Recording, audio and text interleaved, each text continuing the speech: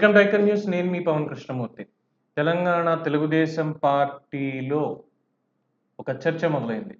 పూర్తి స్థాయిలో బలోపేతం అయ్యే విధంగా పార్టీ ప్రణాళికలు ముందు ఉండబోతున్నాయని, అలాగే భారత రాష్ట్ర సమితి నుంచి ఒక మాజీ మంత్రి తెలంగాణ తెలుగుదేశం పార్టీ బాధ్యతలు స్వీకరించేటువంటి అవకాశం ఉంది. తెలుగుదేశం పార్టీకి సంబంధించినటువంటి ఒక కీలక నేత గతంలో ఇప్పుడు పార్టీలోకి మళ్ళీ వచ్చి భారత రాష్ట్ర సమితి నుంచి బయటకు వచ్చేసి మాజీ మంత్రిగా చేసినటువంటి వ్యక్తి టీడీపీకి సంబంధించినటువంటి బాధ్యతలు ఇక్కడ తీసుకునేటువంటి అవకాశం ఉంది అని చెప్తున్నారు.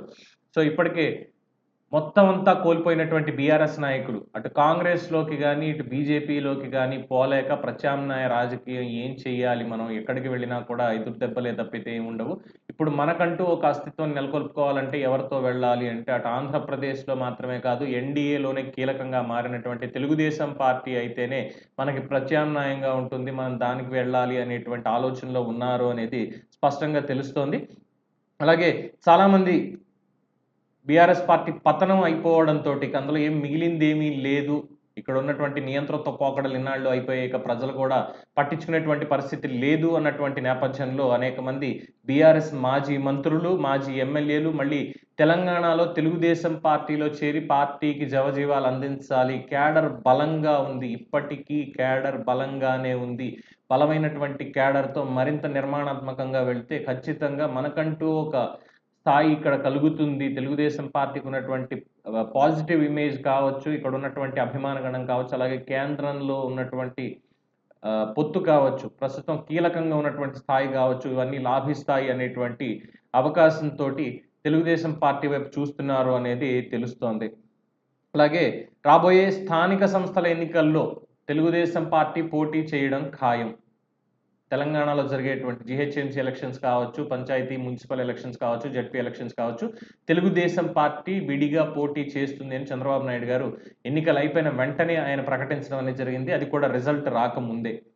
సో తెలుగుదేశం పార్టీ శ్రేణులు సమర్థంగా ఉండాలి, త్వరలోనే కొత్త అధ్యక్షుడు వస్తాడు అని కూడా ఆయన అప్పుడే సంకేతాలు ఇవ్వడం జరిగింది. ఈ నేపథ్యంలో బీఆర్ఎస్ నుంచి ఇక్కడికి వలసలు ఎక్కువగా ఉండబోతున్నాయి. అటు కాంగ్రెస్ పార్టీ అధికారంలోకి ఉన్న రేవంత్ రెడ్డి మార్క్ రాజకీయం నడుస్తోంది.